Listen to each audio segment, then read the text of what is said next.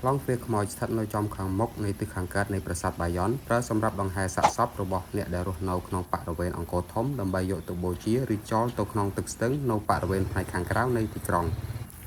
ខ្លងទ្វារខ្មោចគឺជាទ្វារបុរាណមួយក្នុងចំណោមទ្វារទាំង5នៃក្រុងអង្គរធំដែលស្ថិតនៅទិសខាងកើតខាងត្បូងទ្វារជ័យខ្លងទ្វារនេះត្រូវបានកសាងឡើងក្នុងរជ្ជកាលព្រះបាទជ័យវរ្ម័នទី7នាចុងសតវត្សទី12និងដើមសតវត្សទី13ក្នុងរចនាបថបាយ័ន